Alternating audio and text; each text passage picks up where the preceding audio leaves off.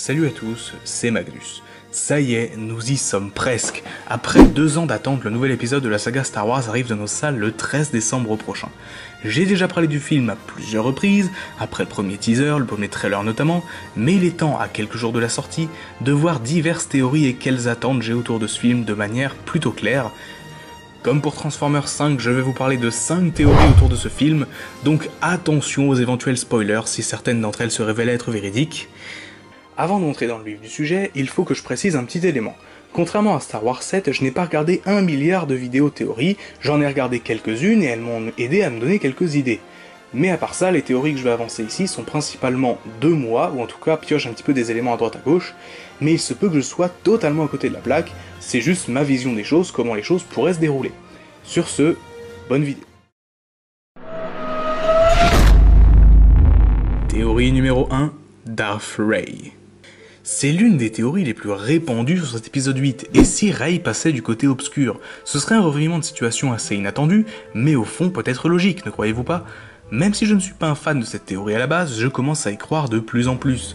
Rey est totalement au-dessus de Kylo Ren, et ce malgré son manque d'expérience, et elle va en plus recevoir les enseignements de Luke, donc elle ne peut que devenir plus puissante. Mais justement, cette progression ne serait-elle pas trop rapide ? En un film, Rey a atteint un niveau spectaculaire, ce qui pourrait la mener vers le chemin du côté obscur. Si c'est bien la fille de Luke, elle pourrait montrer que la lignée des Skywalker est un peu maudite, comme ça a été le cas avec Ben Solo / Skywalker. C'est en tout cas ce que certains laissent entendre. Une chose est sûre, elle sera tentée je pense à un moment ou un autre du film, certainement par Kylo Ren, ou bien encore par Snoke, comme vu dans le trailer. Et en parlant de lui d'ailleurs...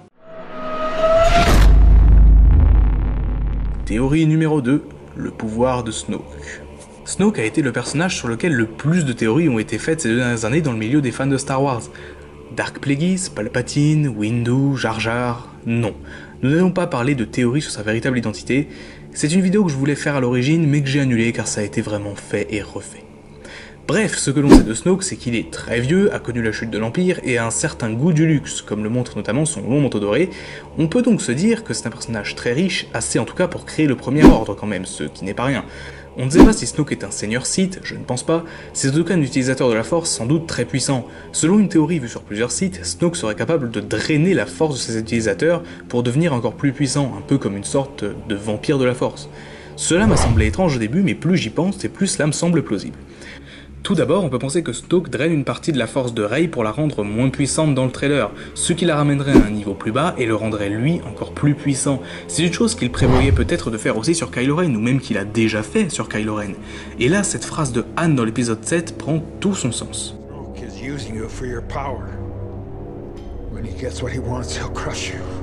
Mais justement, est-ce que ce ne serait pas le déclic pour Kylo qui s'unirait alors avec Rey du côté lumineux pour vaincre cet ennemi désormais trop puissant pour un seul d'entre eux ?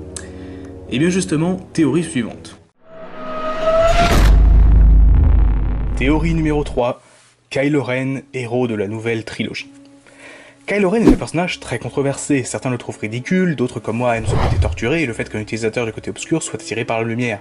Mais si justement son parcours était l'inverse de celui de Rey, je ne pense pas honnêtement que Ben reviendra du côté lumineux, mais il se peut qu'il soit celui qui provoque la chute de Snoke. S'il rencontre de nouveau Rey, il se peut qu'il développe des sentiments pour elle, et il se peut même que ce soit réciproque. L'épisode 7 l'avait très légèrement suggéré. Donc après tout, pourquoi pas ? Et du coup, si Kylo Ren voyait ce que Snoke fait à Rey, il pourrait décider de se retourner contre son maître. Il y a honnêtement beaucoup d'autres possibilités que je n'ai pas évoquées, toute honnêteté. Le fait que Kylo souhaite prendre la place de Snoke et qu'il y arrive avec Rey, ou encore un total retour du côté de la lumière, voire même d'autres théories un peu plus originales. Pour moi, Kylo Ren finira par se sacrifier à un moment donné, pour le bien, un peu comme Dark Vador. Mais là où Vador le faisait pour son fils, Kylo Ren pourrait le faire pour Rey, ou même Luke pour se racheter après sa trahison, ou bien même simplement par haine contre son maître qui semble jouer avec lui, notamment d'un point de vue psychologique. Théorie numéro 4, et la guerre dans tout ça. La nouvelle trilogie est extrêmement centrée sur ses personnages, et elle semble presque parfois en oublier le cadre global, à savoir la guerre entre le Premier Ordre et la Résistance. Au-delà du contexte politique, qui manque cruellement à l'épisode 7, et qui ne sera sans doute pas présent dans le 8, je trouve que la guerre entre le Premier Ordre et la Résistance n'est pas très intéressante, elle ne l'était en tout cas pas vraiment dans l'épisode 7. Mais la donne pourrait être différente ici, avec notamment le personnage de Finn qui semble désormais plus proche du côté militaire du conflit que du côté de la Force comme dans l'épisode 7. Il semblerait donc selon toute vraisemblance qu'il va infiltrer le Premier Ordre pour ensuite se battre avec le Capitaine Phasma, ça c'est une certitude. D'un point de vue purement militaire, je pense que le Premier Ordre ne fera qu'une bouchée de la résistance dans ce film. Avec l'appui financier de Snoke, ils sont accès à des vaisseaux monstrueux, de même pour les nouveaux marcheurs qui font passer les TBTT pour des jouets tellement ils sont massifs. Justement, il se peut que cette bataille avec les marcheurs se situe près d'une base rebelle dans laquelle se trouverait Leia. Et je vais même vous dire, il se peut que ce soit à sa mère que Kylo Ren tende la main à la fin du trailer, et non Rey comme le trailer laisse suggérer. La question est là, va-t-il la tuer ? Eh bien ça on ne peut pas vraiment savoir, de cela dépendra son retour potentiel ou non vers la lumière selon moi.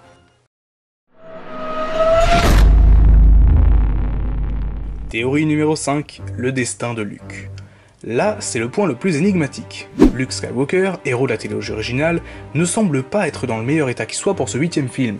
Au-delà du fait qu'il ait l'air très sombre et que certains le suspectent même d'être passé du côté obscur, on ne sait pas vraiment ce qu'il pense ou a pu découvrir.